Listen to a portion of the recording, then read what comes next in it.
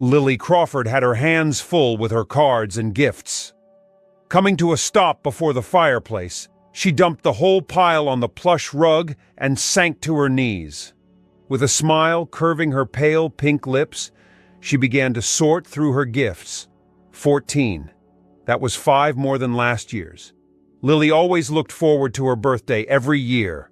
It was the only day of the year she got to feel really special, the only day her mother got to really splurge on her. Lily knew they didn't have the money for a large birthday party. She never missed the crease of frustration on her mother's forehead anytime she mentioned one, but her mother never made it any less special for her. Her mother had really gone all out for her today. Lily reached for the largest gift in the pile, a box about as wide as their TV. She was very sure it was the computer she'd always badgered her mother for. She ran her hand over the pretty blue wrapping paper, then grabbed it, ready to tear it apart, when she felt a hand on her shoulder. "Oh, no, you don't!" Lily groaned and fell backwards on the living room rug. "Seriously, Mom? Just this once this year, please." Her mother's face hovered above her, and even the curtains of ginger hair that framed her face didn't hide her stern frown. "No can do, young lady. Go and get ready for school. Now." "It's my birthday," Lily simpered. "You can't order a birthday girl around, can you?" "Watch me do it." Her mother's eyes narrowed. "Now. Don't make me repeat myself." Lily let out a huff of frustrated breath and moved to her feet. Glancing dolefully at the pile of birthday gifts behind her, she whispered, "I'll come back for you." Lily turned towards the staircase and shuffled forward. She stopped at the foot of the staircase and turned to her mother, who was in their cramped kitchen preparing breakfast. She watched as the woman tucked a stray strand of carrot-colored hair behind her ear, bare arm flexing as she buttered a slice of bread. Her mother was all she'd known for as long as she could remember. It had been just her and her mother for years now, moving from city to city on the east coast of the U.S., having nothing else but each other.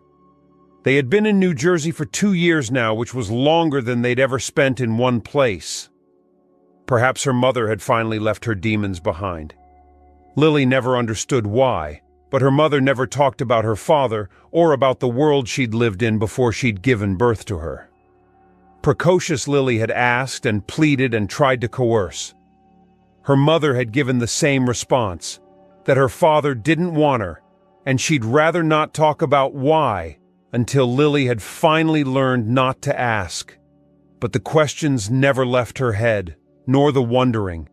Was her father a monster? Had he been abusive? What exactly was her mother protecting her from?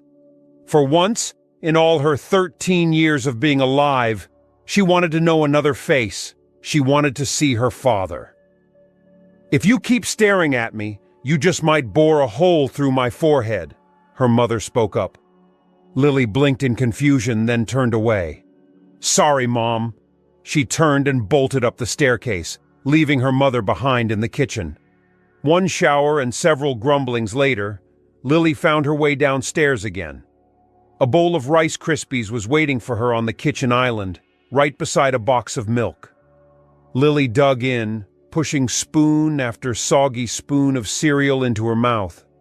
She couldn't wait to go to school and see her friends' excited faces as they wished her a happy 13th birthday, as they pushed gifts into her eager hands. She knew what the gifts would be this year, as it had always been for years since she was 6. Either tickets to see whatever was out in the cinemas in that moment, or a box full of the Marvel comics she'd always liked. "Here," Lily's mother pushed a blue lunch pack towards her. Lily grabbed it and slung it over her shoulder. "Remember to come home immediately after school. Don't go to the park, no matter what your friends tell you. Don't go to their houses and don't loiter around in school. Come straight home." Lily's face fell. "Not even this once, Mom?" Lily's mother's expression softened. She let out a soft sigh, then came around the kitchen island to where she sat. Lifting Lily's chin up with her hands, she pushed back her curtain of orange-red hair and planted a kiss on her forehead. Don't forget that we're still new here." Her mother waved an idle hand around. "I just want you to be safe and familiar with New Jersey before you start to go around on your own." "It's been 2 years since we moved here, Mom," Lily murmured quietly. "And I'm 13 now." 2 years isn't a very long time, her mother insisted. "And your age won't matter if anyone wants to do something bad to you in such a big city."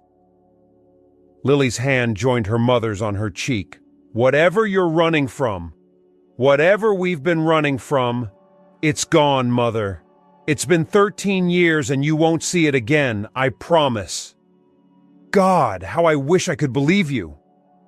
Her mother's eyes were so full of a wistful desperation that it broke Lily's little heart. She absolutely hated to see her mother like this. "Can I ask something?" Lily spoke up. "Spill, birthday girl." "Can you—" She paused, uncertain, then threw caution to the wind and blurted out, "Can you tell me about my father when I come back from school? You promised to do so when I'm older and, well, I think I'm old enough now." Lily watched her mother's hands slip from her cheeks as the woman turned away, and she couldn't shake off the feeling that she'd done something her mother didn't like. Perhaps. Her mother gripped the edge of the kitchen island tightly. "You know I don't like to talk about your father, Lily. He is one part of my life that is still a sore spot. I'm not making any promises, but go to school for now." "Whatever you say, Mom." Lily grabbed her bag at the foot of her chair and leaned upwards to kiss her mother on the cheek. As she turned to go, her mother sniffled and wiped at a tear. Lily pretended she didn't notice. Her boots skipped stray pieces of gravel as she walked down to school, sending them tumbling down the street. The cool morning breeze sliced through her long reddish hair, cooling her scalp just the way she liked it. This was the time of the day she loved the most, when most of New Jersey was on the fringes of wakefulness.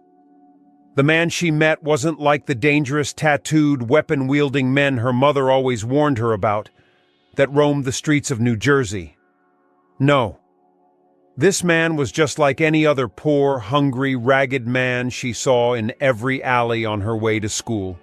Lily would have looked at him and walked past without another thought, but the pebble she was kicking down the road somehow found its way to his feet.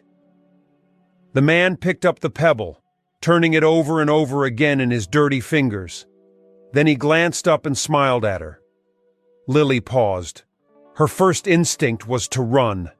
This was what her mother always warned her about.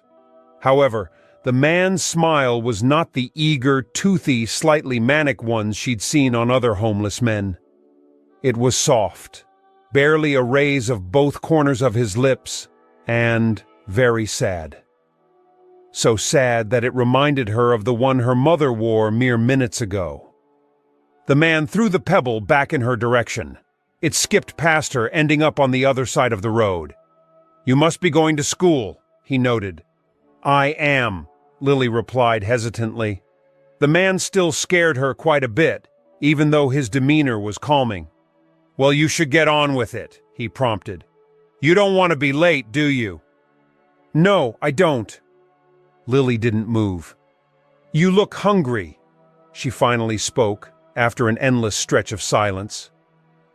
The man did look hungry, with his faded blue shirt hanging from his neck like rags from a skinny clothes rack.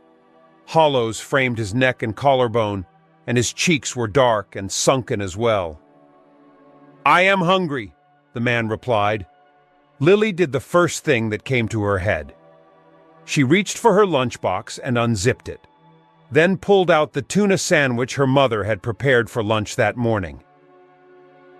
"Here you go," she reached out, offering the sandwich. The man stared at her, face blank, then glanced down at the sandwich, then back up. Lily's hand was starting to ache, and so she reached out and grabbed his hand. She placed the sandwich in his palm. My mom didn't make much, because we're going to have a